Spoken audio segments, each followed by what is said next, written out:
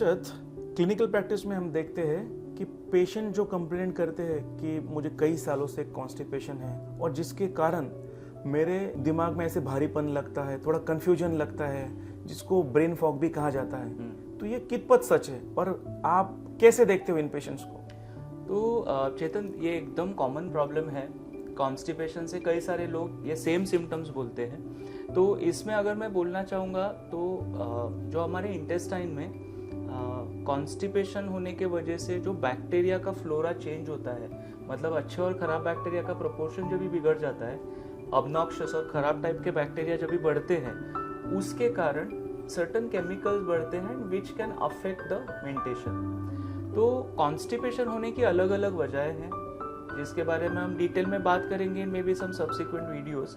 But अगर मैं simple भाषा में बोलना चाहूँ तो लाइफस्टाइल चेंजेस, अगर आप पानी की कमी है, फाइबर्स कम खा रहे हो, और अदर डिसीजेस जैसे कि कोई एंडोक्राइन डिसीज जैसे डायबिटीज़ है, थायराइड डिसीजेस है, इस कारण से कॉन्स्टिपेशन होता है। इंटेस्टाइन की कुछ बीमारियां हैं कि जिसमें आंतड़े में सूजन आने से या ब्लॉकेज होने से कॉन्स्टिपेशन होता है। तो ये अलग अलग कारण है कि जिससे कॉन्स्टिपेशन होता है। जो कॉन्स्टिपेशन की वजह से बैक्टीरिया बढ़ते हैं, उसके एसोसिएटेड जो केमिकल्स बढ़ते हैं, उससे कई सारे पेशेंट को ब्रेन फॉग, फटीग, ये तकलीफें होती हैं।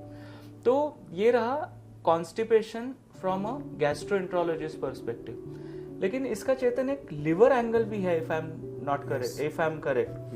जस्ट थोड़ा ब्रीफ बताओगे उसके बारे में? तो लिवर पेशेंट में या जॉन्डिस जिनको है, ऐसे पेशेंट में कॉन्स्टिपेशन का कितना महत्व है?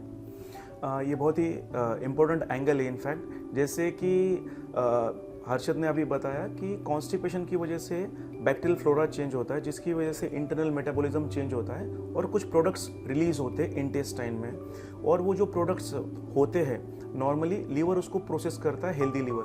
बट अगर आपको ऑलरेडी सिरोसिस है या फिर प्री एग्जिस्टिंग लीवर डिजीज़ है, तो ये जो एक्स्ट्रा प्रोडक्शन जो है लीवर उसको सही ढंग से इफेक्टिवली प्रोसेस नहीं कर पाता है, और ये जो प्रोडक्ट्स है जैसे कि अमोनिया, ये ब्लड में आते हैं और थ्रू ब्लड ये ब्लड ब्रेन बैरियर को क्रॉस करके दिमाग में चढ़ जाते हैं, और इसी की वजह से कन्फ्यूजन, ब्रेन फॉग जैसे सिम्टम्स या फिर हेपेटिक एनकेफेलोपैथी जिसको हम मेडिकल लैंग्वेज में कहते हैं, ये सारी चीज़ें होती है या हो सकते हैं। यही उसका एंगल है लिवर पर्सपेक्टिव। सो कॉन्स्टिपेशन हर एक पेशेंट में प्रॉब्लमेटिक नहीं होता।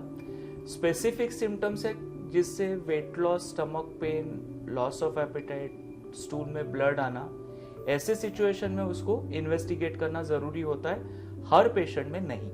बट लिवर पेशेंट में कॉन्स्टिपेशन बहुत ही ज़रूरी है।